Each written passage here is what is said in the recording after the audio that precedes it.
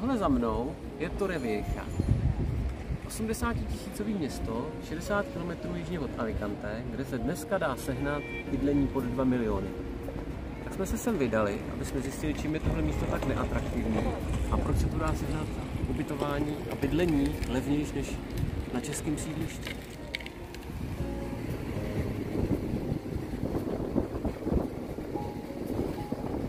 Tak toto je prosím španělský listopad. Buď se tady dá vykoupat na několika plážích v centru,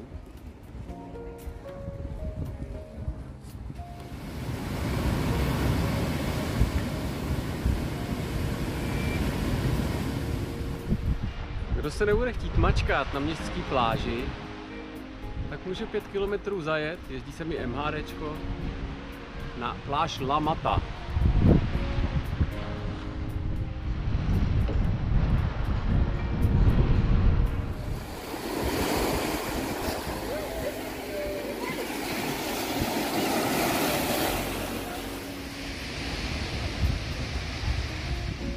A nebo disponujete-li vozem nebo kolem, můžete jet ještě kousek na sever a tam už vám nebude stát v cestě nikdo.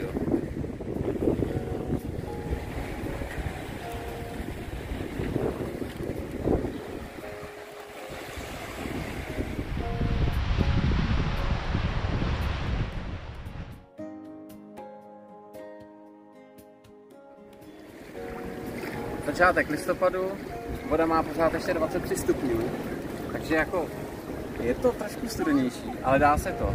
A vstup 27, takže paráda.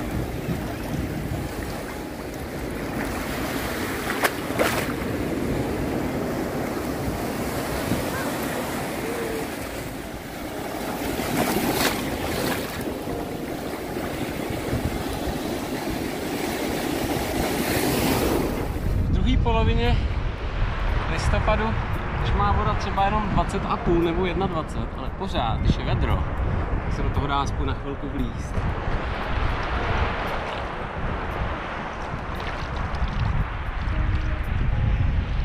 Zdá se, že věková struktura obyvatelstva se pohybuje kolem 60-70. Lidi, kteří tu mají rezidence, se vracejí do velkých měst, takže již tu zůstane jenom pár a vracejí se sem až v březnu. Taky většina restaurací během zimy zavírá. Tahle třeba byla ještě před 3 týdny úplně narvaná.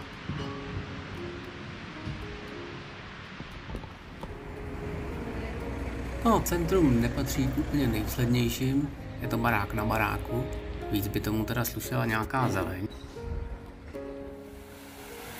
Ale i uvnitř centra je spousta restaurací, takže nuda a hlavně v létě tu určitě nebude.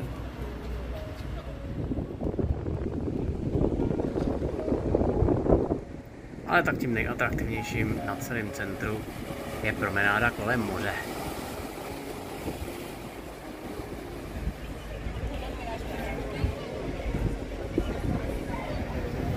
Promenáda Torrevieja v sobotu večer. Spousta restaurací, večer je tu celkem živo, nějaký ten holub.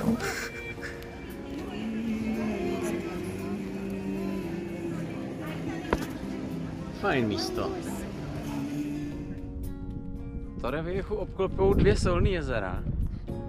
A jedno z nich má růžovou barvu. Teda píše se to. Jako posuďte sami, jestli je to růžový. Možná je to tím, že je dneska trošku zataženo. Koupat se tam nesmí, slouží to k výrobě soli. Tuhle růžovou barvu jsem měl původně jako romantický plán, ale úplně jsem nepochodil. Je to tady halda sraček.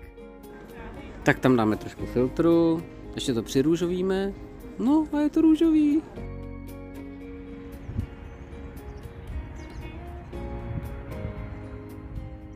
A Laguna La Mata, ta má barvu vody normální.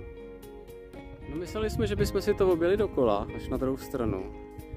Ale po tomhle písečným terénu a s těmahle pučenýma kolama to fakt nepůjde.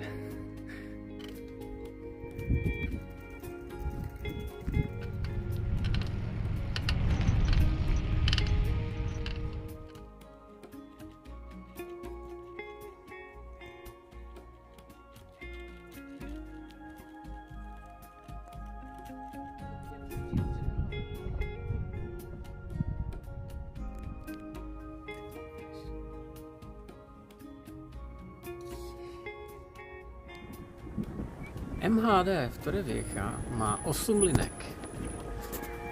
Orientace v jízdních řádech ale docela trvá, protože na každé zastávce je stejná cedule. Intervaly jsou víc než půlhodinový, takže je to docela oprus. A hlavně to často ani nejede včas.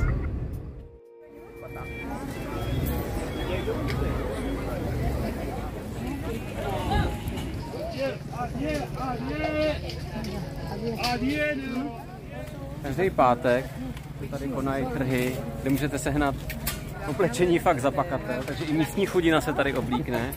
A druhá část je ze žrádla. Jsme si samozřejmě vzali nějaký dobroty, ale u jedné věci jsme neodolali. Za 10 euro.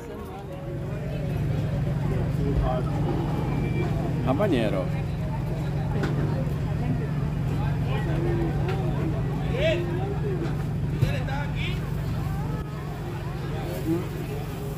To bude ostrá panenka. A pálí.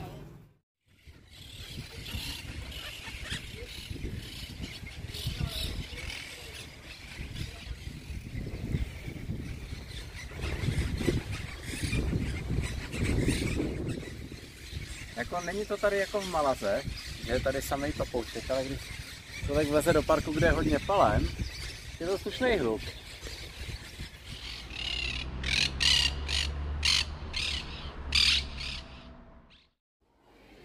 Dnes se nám nebývale ochladilo.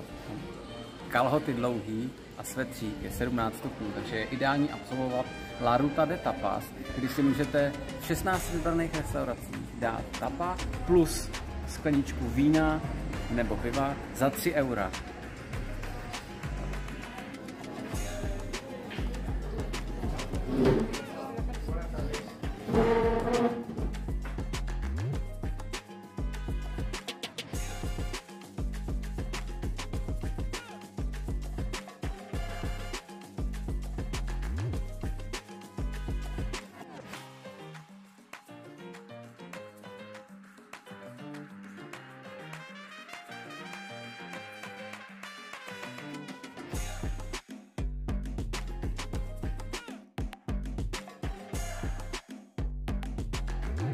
Narazili jsme na první věc, která nám jako nejede, a to jsou nějaký držky, nevím na jaký způsob s cizrnou. Držky cizrnou. Divně to voní, i to divně chutná, tak snad to zajíme těma kroketkama a zapijeme tintem.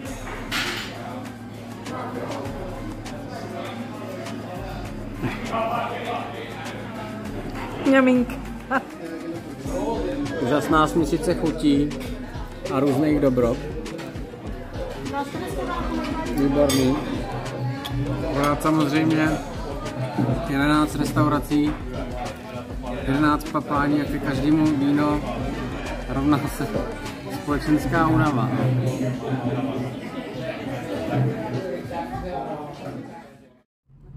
Na mapě, jo.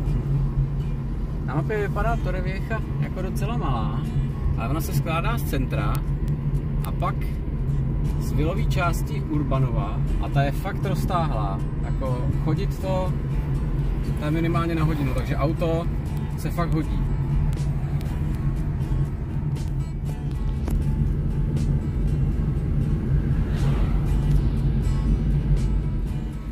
Slunce tady i v listopadu zachází až ve 5:45, takže to je o hodinu a 20 minut později než u nás. Vychází sice asi o 30 minut později, ale to je úplně jedno.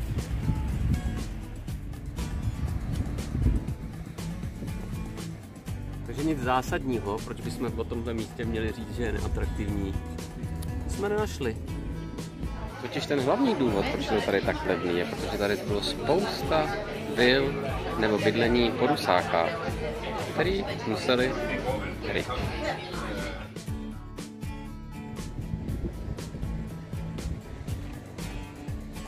Nad otázkou, dokáže si představit, že bys tady žil a bydlel, se nemusím vůbec rozmýšlet.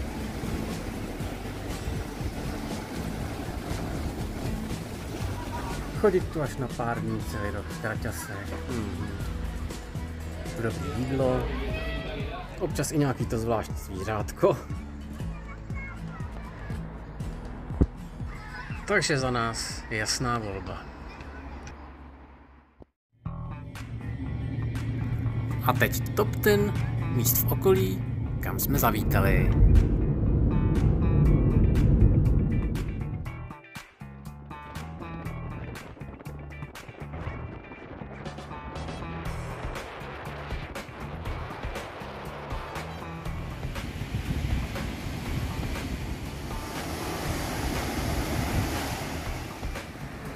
Guardamal del Seguro. 3 km dlouhá pláž, nádherná, písek, krásný přístup. Co víc si přát?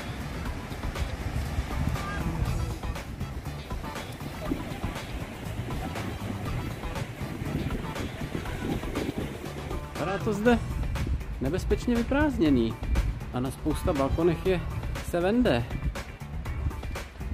To bych koupil hned.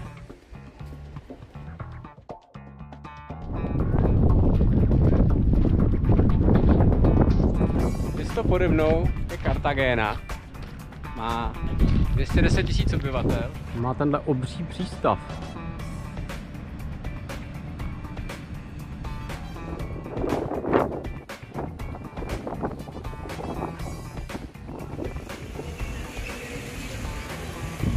V Cartageně jsme byli jenom jednou odpoledne, takže jsme toho moc projít nestihli.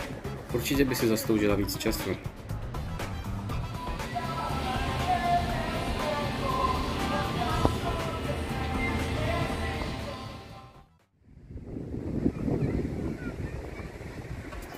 Santa Pola a hlavně pláž Varadero.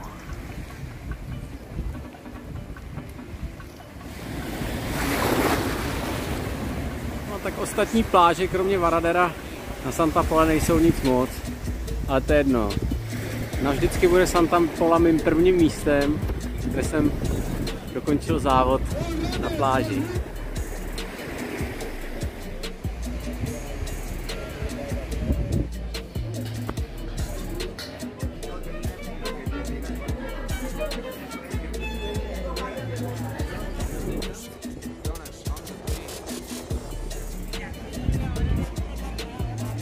Tady v přístavu je spousta restaurací. Krásně to z nich voní, seafoodem.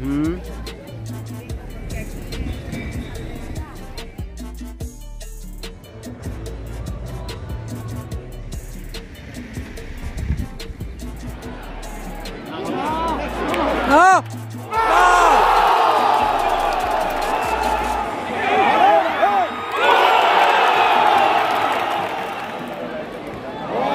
No to snad ne. 4 zápasy v 10 dnech, Mestalla. Úplně nahoře. To je jak z letadla, ten nádhera. Teď mi se střecha na stadionu hodila. První déšť a bohužel zrovna na fotbal.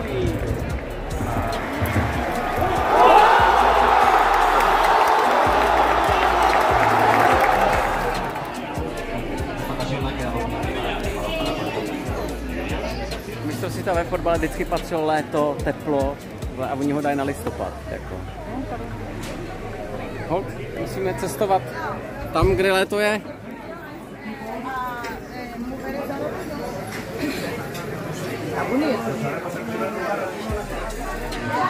Další důvod, proč je do Španělska. Když je mistrovství světa, tak tam vypadá trochu jinak než u nás.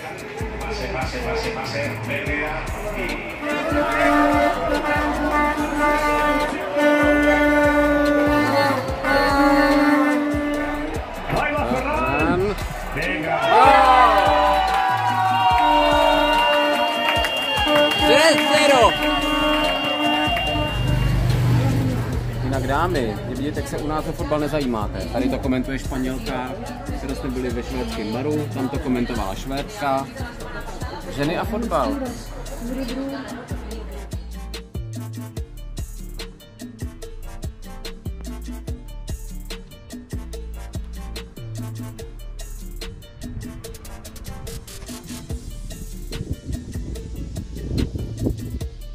Uchvatný výhled z Castelló de Polop. Benidorm.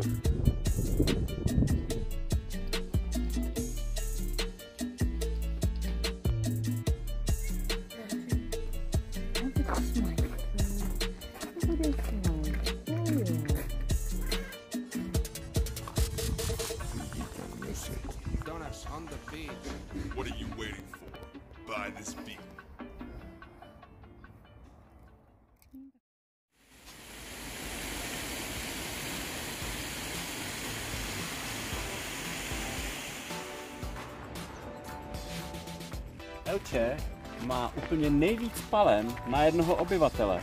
Je to 1 palma na jednoho obyvatele. 200 000 obyvatel, 200 000 palem.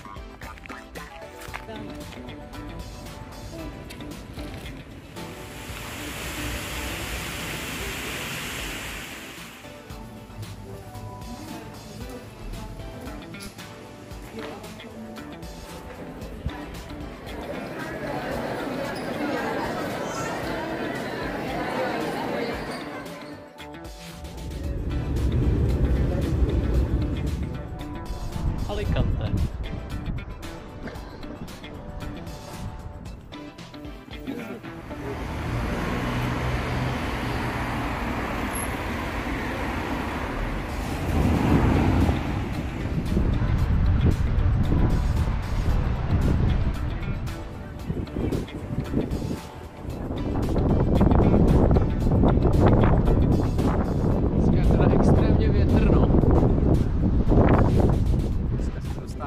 Čechů jako paštikářů.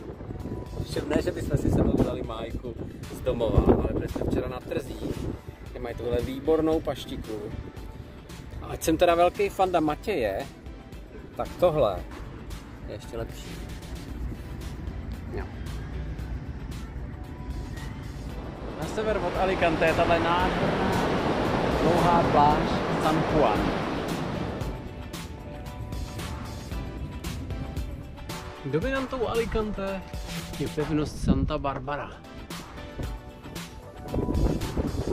Na pevnost se dá buď přijít pěšky cestičkama z města, a nebo jet vítanem.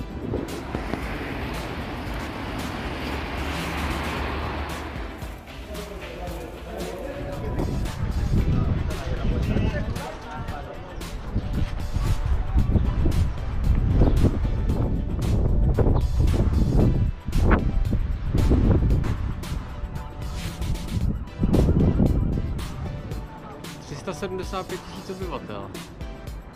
Celkem velký.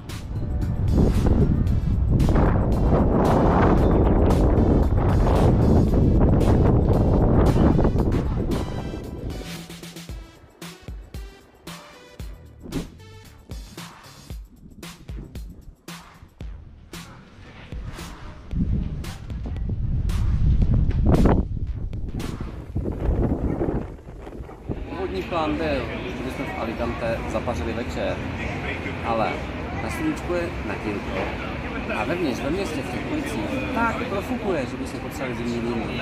Takže si tady dáme papání na promenádě a pojedeme.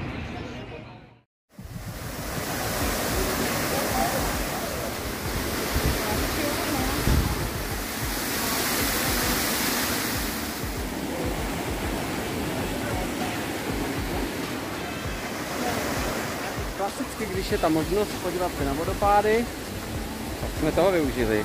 Fuentes de Algar.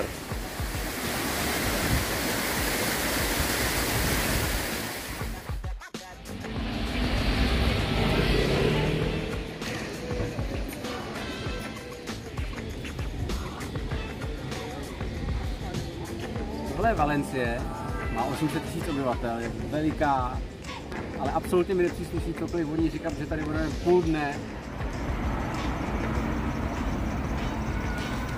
Okolo centra se line tenhle dlouhý, krásný park. Konečně, až na 4. fotbal tady nepojedu autem, takže si můžu konečně nějaký pivka, nebo rum a coconut water.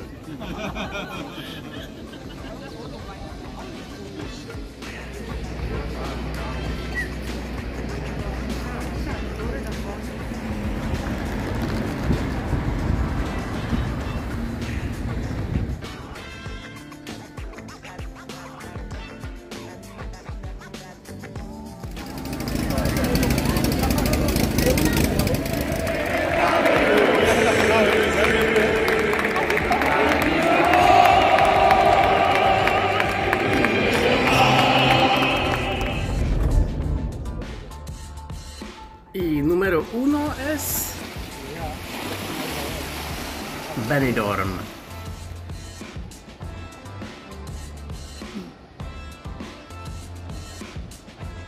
Ani se to nezdá, ale Benidorm má jenom 70 000 obyvatel. 20% z toho jsou Angláni a večer v těch hospodách je to vidět.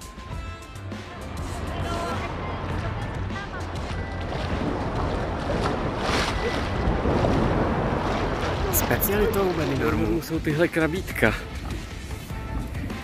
Zdejším gerontům to pomáhá dostat se z bodu A do bodu B, protože parkovat se tady skoro nikde nedá. A je tu na výběr několik krabítek. Jedno krabítko, nebo i double krabítko.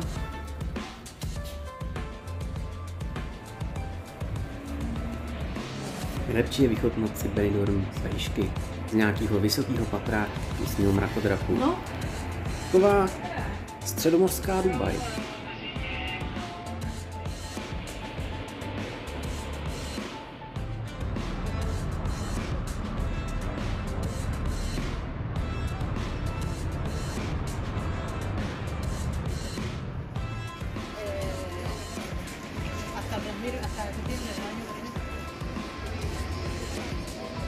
Hůru do víru noci.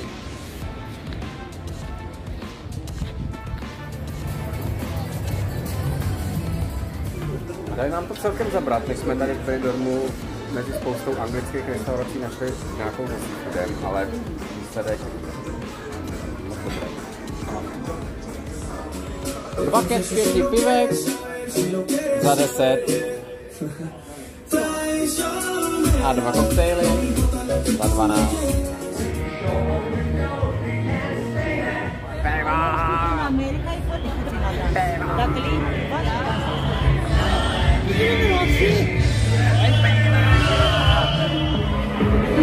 No, tak ty vole, tak...